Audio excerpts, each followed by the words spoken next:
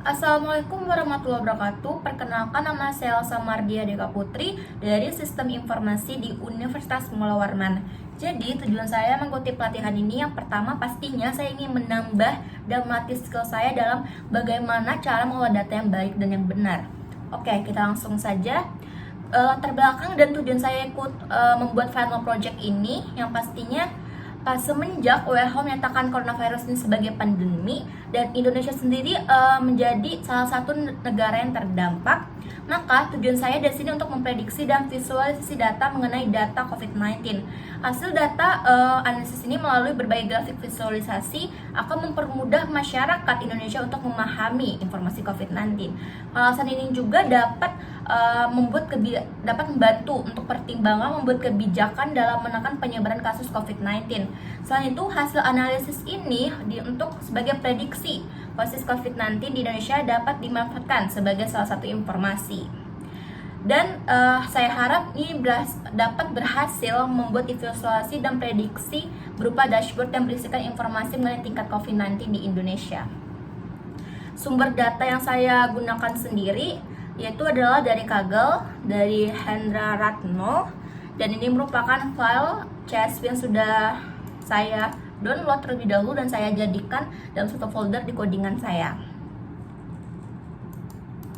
Oke, selanjutnya metode yang saya gunakan yaitu metode prediksi dan eksplorisasi data, visualisasi data menggunakan tools Python. Oke, langsung saja mungkin di proses tahap-tahapnya bagaimana cara visualisasi data, eksplorasi data, dan prediksinya. Di sini saya menggunakan library dan package Python terlebih dahulu, mendeklarasikannya terlebih dahulu. Dan di sini saya mengimportkan data COVID-19 yang sebelumnya sudah saya download yang berupa file CSV yang sudah saya jadikan dalam satu folder. Dan yang di bawah ini untuk mengeceknya apakah data itu sudah terimport apa belum dengan devhat, maka akan muncul data-datanya. Untuk mengecek kolomnya apa saja yang ada di data ini, yaitu ada date, location, ISO code, location, new cases, new date, total recover, new recover, new active cases, dan lain-lain. Dan di sini untuk location unique, lokasi di COVID di Indonesia tuh apa aja, ada Jawa Timur, DKI Jakarta, Indonesia, Jawa Barat, Riau, Banten, Jawa Tengah, Sulawesi Tenggara, Bali, Kalimantan Timur, Jogja, dan lain-lain. Ini untuk pendeklarasian date-nya, waktunya, dan ini untuk pengecekannya. Nah, di sini saya mau menghapus kolom atau variabel-variabel yang tidak digunakan, yang kurang tidak dibutuhkan lah pada analisis ini.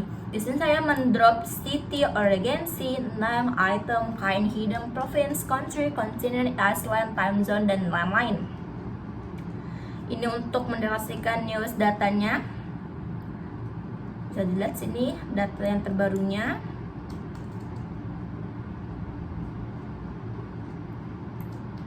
Nah, kita masuk di pengolahan datanya nih.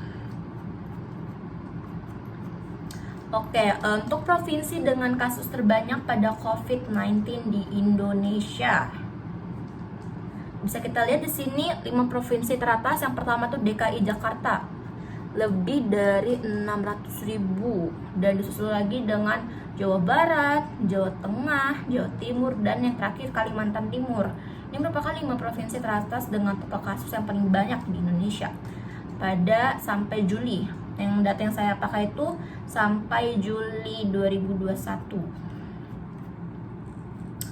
Oke, selanjutnya itu perbandingan. Jadi dari DKI Jakarta ke Jawa Barat ini perbandingan total kasusnya itu berupa 30,79%. Jadi perbandingan DKI Jakarta dan Jawa Barat itu berupa 30,79%. Oke, selanjutnya itu adalah 10 provinsi total kematian yang paling banyak. Ini yang pertama ada Jawa Timur. Berarti dapat kita lihat di sini, walaupun DKI Jakarta ini merupakan total kasus terbanyak, tetapi malah Jawa Timur ya yang untuk total kematiannya yang lebih banyak. kemudian disusul lagi oleh Jawa Tengah, DKI Jakarta, Jawa Barat, dan lain-lain. Riau, Kalimantan Timur, dan lain-lain. Selanjutnya adalah 10 provinsi tingkat kesembuhan yang paling banyak.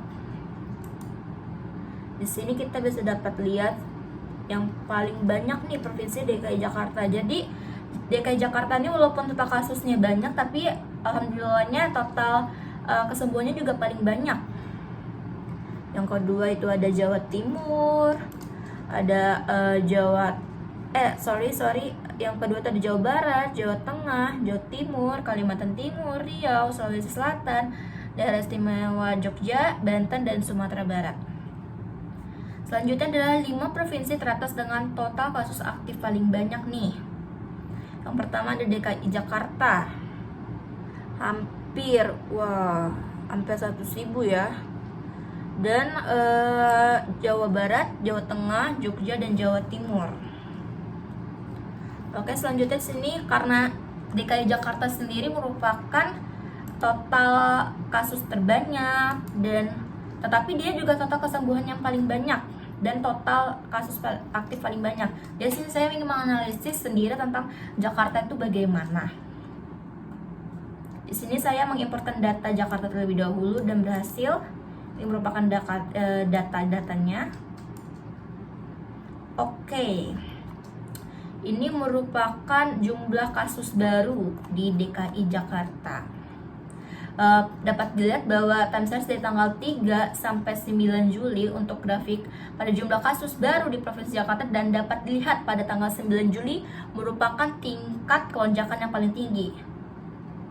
Walaupun ada penurunannya ya pada tanggal 6 dan 7, dan bisa dapat lihat juga persentase dari kenaikan tanggal 7 ke tanggal 8 ini kan sangat signifikan banget ya.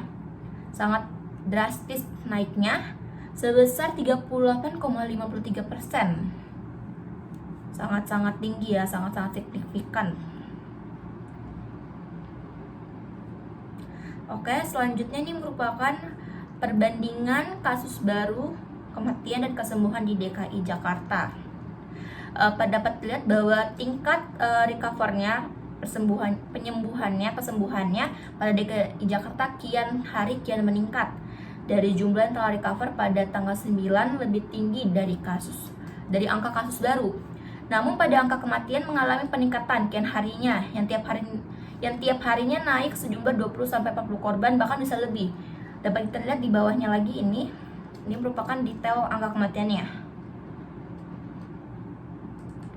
Bahkan bisa sampai seharinya bisa lebih ya dari 40 korban.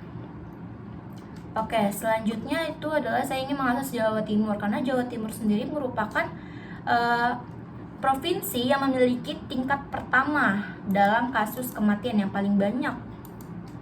Di sini saya mengimportkan data Jawa Timur dan saya mengecek, dan ini udah berhasil data Jawa Timurnya.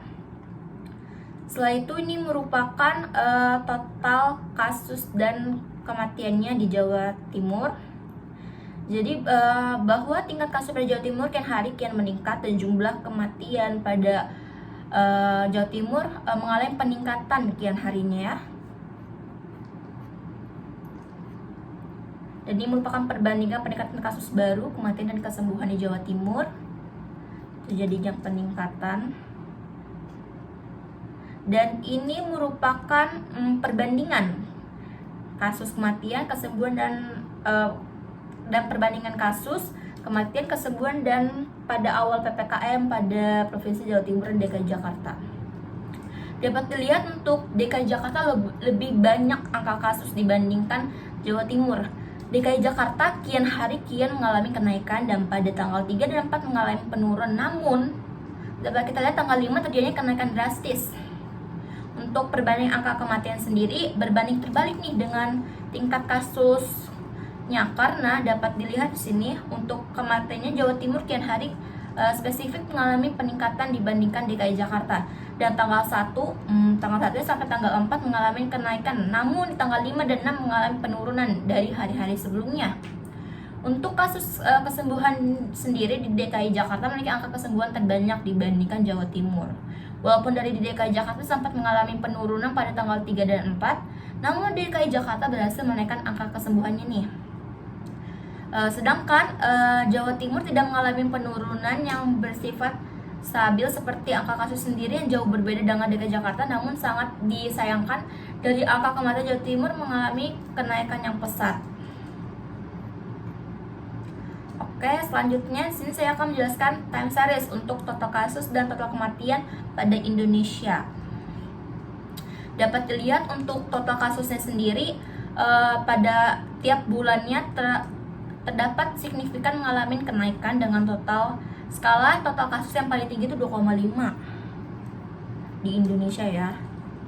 Dan untuk total kematiannya sendiri di Indonesia pada tiap bulannya dari bulan April sampai Juli ini tidak ada signifikan terjadi kenaikan yang tidak menyampai skala 0,5. Oke, selanjutnya time series untuk total kasus dan total kematian di Jakarta dan Bali. Karena kenapa saya mengambil Jakarta dan Bali? Jakarta sendiri merupakan ibu kota di Indonesia, dan Bali itu tempat wisata. Banyak masyarakat yang berlibur ke Bali. Jadi dapat kita lihat di sini Jakarta dan Bali. Untuk total kasusnya sendiri, DKI Jakarta memiliki total kasus jauh lebih banyak dibandingkan Bali ya. Dan untuk total kematiannya pada DKI Jakarta dan Bali dari bulan April sampai 7 Juli tiap bulannya ini bagusnya tidak ada kenaikan yang secara signifikan. Selanjutnya adalah perbandingan time series kasus total kasus dan total kematian antar provinsi Jawa Timur, Jawa Barat, Jawa Tengah, dan Yogyakarta. Dan dapat dilihat di sini kalau untuk total kasusnya itu Jawa Barat sebagai total kasus tertinggi dengan kurang lebih dari 400.000, dan disusul dengan Jawa Timur sebanyak 175.000 lebih malah ya. Dan untuk Jawa Tengah dan Jogja sendiri tidak menyentuh sampai angka 100.000. Untuk total kematiannya sendiri berbanding terbalik nih dengan total kasusnya, Jawa Timur menjadi paling tinggi sebesar 14.000 dibandingkan dengan Jawa Barat, Jawa Tengah, dan Yogyakarta. Oke, selanjutnya yaitu perbandingan time series kasus total kasus dan total kematian antar provinsi Kalimantan Timur, Kalimantan Barat, Kalimantan Tengah, dan Kalimantan Utara. Saya ingin menganalisis di Kalimantan karena saya sendiri berasal dari Kalimantan Timur lebih tepatnya. Jadi dapat dilihat di sini untuk total kasus sendiri Kalimantan Timur sebagai total kasus tertinggi dengan kurang lebih 80.000 dan disusul dengan Kalimantan Tengah sebanyak lebih 25.000. Untuk Kalimantan Barat dan Kalimantan Utara sendiri tidak menyentuh sampai angka 20.000. Untuk total kematian provinsi Kalimantan Timur, Kalimantan Barat, dan Kalimantan Utara, Kalimantan Tengah sendiri tiap bulannya dari bulan April sampai Juli, Kalimantan Timur sendiri tetap menduduki kasus tertinggi pada total kematian sebanyak hampir 2.000, dan dibandingkan dengan Kalimantan Barat, Kalimantan Utara, dan Kalimantan Tengah. Oke, selanjutnya adalah sini saya ingin memberikan perbandingan time series dengan total kesembuhan dibandingkan dengan total kematian. Pada Indonesia di sini dapat dilihat bahwa total kesembuhannya secara signifikan mengalami kenaikan dengan skala total kasus yang paling tinggi yaitu 2,0, dan total kematiannya ini dari bulan April sampai Juli tiap bulannya tidak stabil, tidak ada kenaikan yang secara signifikan. Dan selanjutnya adalah perbandingan time series untuk total kesembuhan dan total kematian antar provinsi di Jakarta dan Bali. Dapat dilihat dari tiap bulan, dari bulan April sampai Juli, bahwa DKI Jakarta memiliki total kesembuhan jauh lebih banyak sebesar 500.000 lebih dibandingkan Bali. Untuk total kematiannya sendiri Jakarta dan Bali bagusnya tidak ada kenaikan yang sangat signifikan. Selanjutnya yaitu adalah time series perbandingan total kesembuhan dan total kematian pada provinsi Jawa Timur, Jawa Barat, Jawa Tengah, dan Yogyakarta. dapat dilihat dari tiap bulannya, dari bulan April sampai Juli, bahwa total kesembuhan sendiri di Jawa Barat sebagai total kesembuhan tertinggi dengan kurang lebih 350.000, dan disusul dengan Jawa Tengah sebanyak 200.000, untuk Jawa Timur 160.000, dan Jogja 50.000, bahkan bisa lebih ya. Untuk total kematiannya sendiri pada provinsi ini yang malah berbanding terbalik dengan total kasusnya. Jawa Timur menjadi paling tinggi, sudah 14.000 dibandingkan dengan Jawa Barat, Jawa Tengah, dan Jogja. Dan ini merupakan total kesembuhan dan total kematian dari Provinsi Kalimantan Timur, Kalimantan Barat, Kalimantan Tengah, dan Kalimantan Utara. Dari tiap bulannya, dari bulan April sampai Juli, bahwa Kalimantan Timur sebagai total kesembuhan tertinggi dengan kurang lebih 70.000, dan disusul dengan Kalimantan Tengah sebanyak 20.000, dan untuk Kalimantan Barat, Kalimantan Utara sendiri tidak menyentuh sampai 20.000. Untuk kematiannya sama dengan halnya dengan total kasus COVID-19, Kalimantan Timur ini tetap menduduki kasus tertinggi pada total kematian sebanyak hampir 2.000 dibandingkan dengan Kalimantan Barat, Kalimantan Utara, Kalimantan Tengah.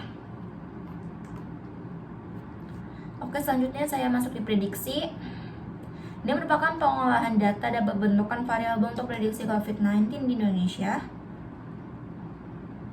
Ini pendeklarasiannya.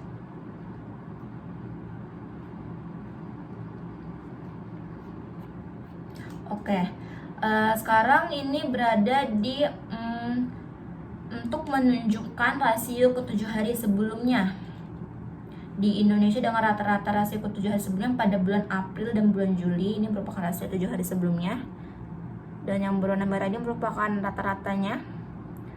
Ini sangat terlihat jelas bahwa tiap bulannya berapa. Oke, selanjutnya ini merupakan pengadatan dan pembentukan variabel untuk prediksi atau pendeklarasiannya. Oke, kita berada di tahap terakhir. Jadi ini merupakan prediksi peningkatan COVID-19 yang menjadikan patokan dari 7 hari sebelumnya yang tadi. Dapat dilihat dari prediksi sampai tanggal 15 Agustus ini terjadi lonjakan COVID-19. Di sini saya berpatokan dengan 90% peningkatan dari 7 hari sebelumnya, yaitu sebesar 28,954. Dan untuk memastikan keakuratannya, di sini saya bisa cek di statistika total kasusnya. Di sini total kasus di Indonesia dengan di hari yang sama terdapat rata-rata kasus 7 hari sebelumnya sebesar 26.903. Maka dapat dinyatakan hampir akurat ya, padahal di hari yang sama. Oke, maka dapat disimpulkan bahwa teruntuk per provinsi yang memiliki total kasus yang paling banyak dan total kasus aktif paling banyak seperti DKI Jakarta dapat berhasil dalam survive dari COVID-19, karena kita dapat dilihat dari provinsi yang memiliki total kesembuhan paling banyak yaitu DKI Jakarta. Bahkan untuk Jawa Timur hanya menjadi peringkat 4 dan total kasus paling banyak, dan peringkat 5 dari total kasus yang paling banyak. Hal ini memberikan informasi bahwa tingkat kesembuhan itu harus dari upaya masing-masing sendiri, provinsi sendiri, dengan cara bertindak cepat dan adanya positif COVID-19. Dari hasil prediksi sendiri terhitung dari tanggal 15 Agustus COVID-19 kian meningkat, maka kedepannya pemerintah lebih gencar lagi dalam vaksin, khususnya di provinsi yang memiliki total kasus yang paling banyak, untuk dapat terjadinya penurunan dan adanya PPKM yang dapat dibuktikan bahwa adanya penurunan COVID-19 di Indonesia. Bahkan di Indonesia sendiri untuk saat ini pada 19 September kemarin sudah bebas dari zona merah. Mungkin itu dulu dari saya. Sebelum saya penutupan, saya akan memberikan kesempatan saya selama mengikuti pelatihan ini. Kesempatan saya adalah semakin mendapatkan tantangan baru dalam penambahan tugas yang setiap minggunya membuat saya lebih disiplin dalam mengatur waktu dalam kegiatan di kampus saya maupun pelatihan. Dan terima kasih untuk dosen-dosen yang telah mengajarin kami. Oke, saya tutup. Maaf jika ada salah kata. Wassalamualaikum warahmatullahi wabarakatuh.